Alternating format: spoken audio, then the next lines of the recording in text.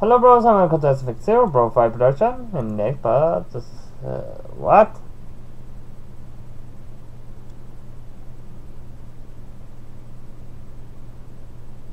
Alright, story corner right here.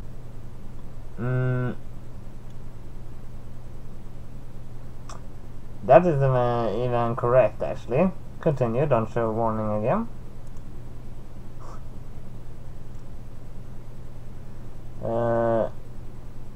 Load.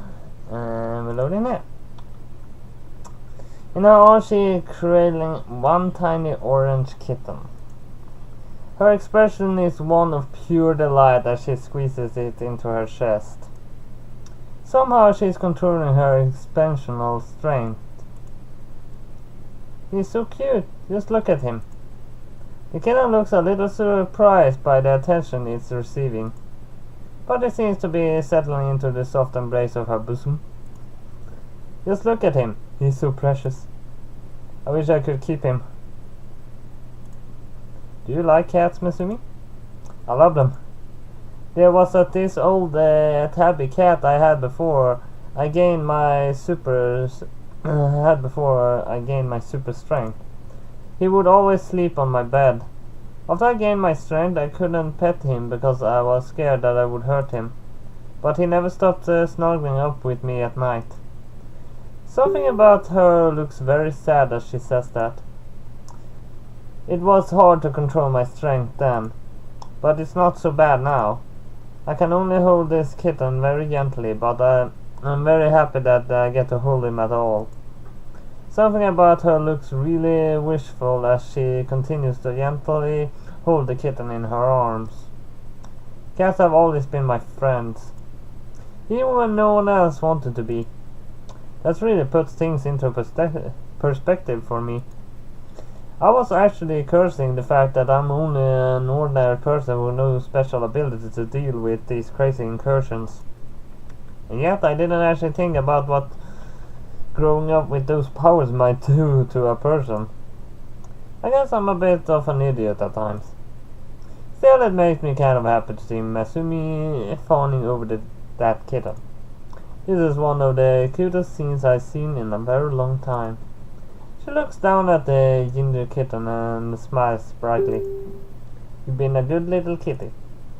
I know that I can't keep you though, because you might have someone else who you need to go keep company somewhere. A good kitty never abandons the owner, do they? She seems a little sad as she says that. You're going to be someone's best friend for a long time somewhere, so make sure you do your best. I can hear the kitten purring from her. I put you down now. Hope that you have a nice warm bed to sleep on somewhere, and your tummy will be full of good food and warm milk. When she places the kitten back on the ground, it rubs up against her legs before walking off somewhere. Her smile is so warm as she watches the tiny thing walk away.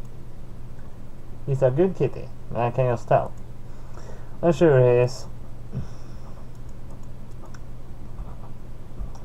After a good meal and a few drinks, I arrive back at the apartment. Himiko would be sound asleep by now. I need to get a pen and paper. There's just so much that are on my mind. Alright, so let's just analyze the events of the last couple of days. First, a massive incursion event occurs on the coastline. That was completely expected due to the lack of incursion activity around there lately. However, an unprecedented part of this event was that the completely new species of space squids emerged from the incursion there. Not to mention that I saw something which was perfectly clear breach. So what does all that mean? Where does it all fit together? There's obviously something intelligent at work. I don't think there was to begin with, as incursions have remained unchanged for decades. So what's suddenly changed? Is there something on their side that started to control them? If only we could actually get a glimpse of what's happening on the other side of those breaches. Maybe we could get some solid answers about these things then. As for the breeze I saw, maybe it was some sort of anomaly caused by the incursion event. It clearly wasn't their work, as I saw some perfectly normal looking people on the other side. However, that might mean that all of these events are starting to cause an instabilities in our reality.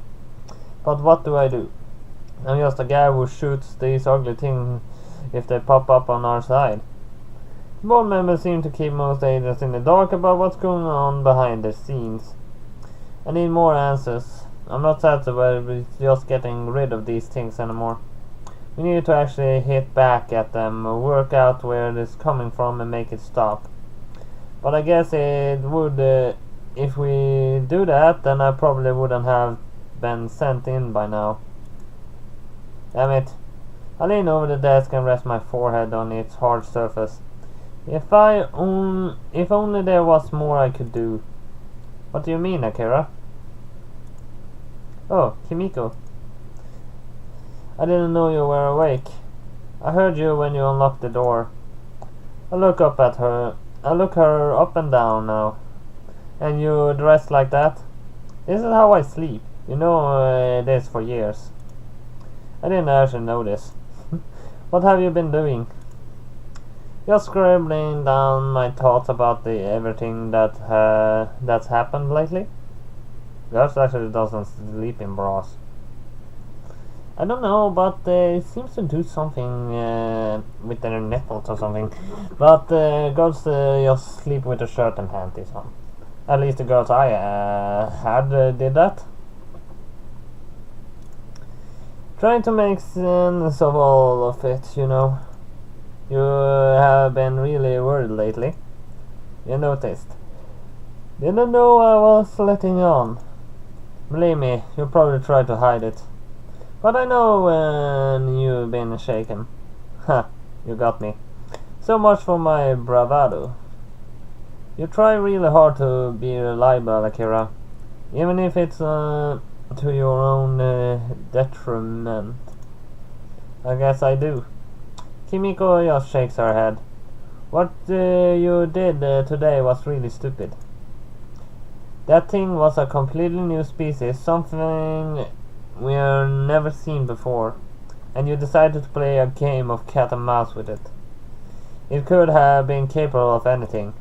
What did you plan to do exactly? Outrun it? Hope it tired out and you would be able to get away. My actual plan was to make it to the armory. But as it turns out, I don't have the permission needed to open it anyway. I just shrug, barely scraping by once again. That look of yours isn't going to save you every time. Just look at your suit. I know. I'm going to need a new one. She leans over and puts her head right next to mine. You should go shopping for a new one tomorrow. I always did think the grey wasn't color that suited you. Really? I like plain colors though. Isn't our goal as an agent not to stand out if we can help it? Oh, come on now. With the rookie around, both of us are going to stand out every time. She does have a point there. Masumi is the sort of person who would quickly forget about if you saw her. I guess so. Then let's do that. We get you something with nice bright colors for a change. If you say so. Kimiko begins to lean on me even more. Her arms begin to slide around my chest. You don't need any special powers to make it, you know. Haven't we already been doing this for years?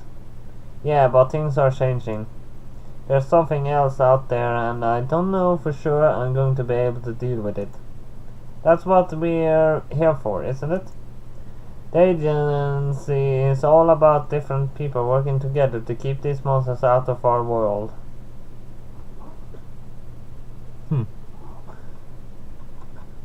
Actually, she's holding a bit of hair that's on her shoulder, but it doesn't look like hair, you know, because that has a darker color.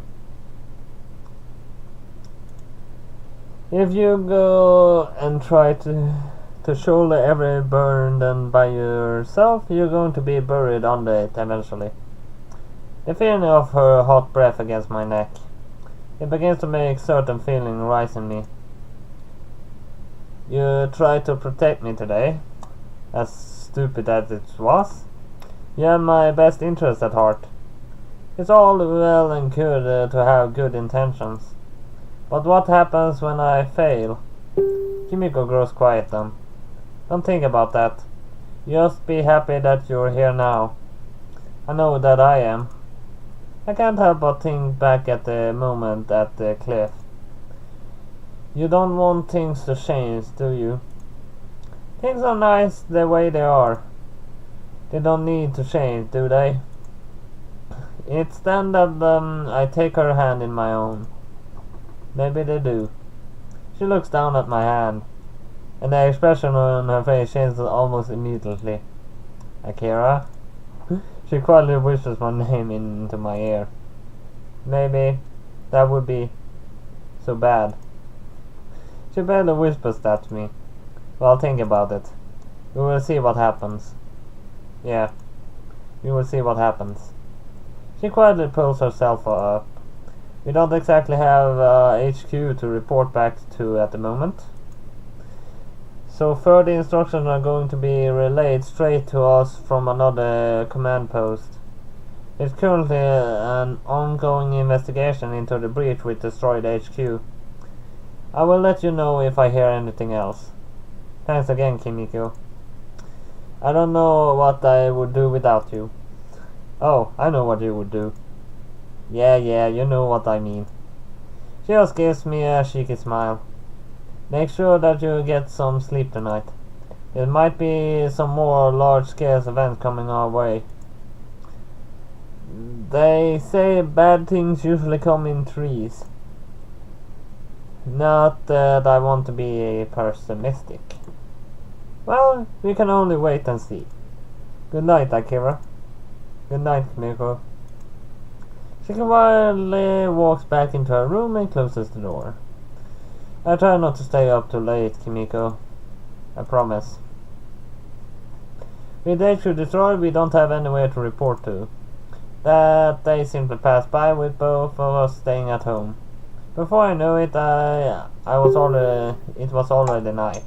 Our current orders are to be stand by and deal with any incursion detected in the local area. It's not much of a problem for me, really.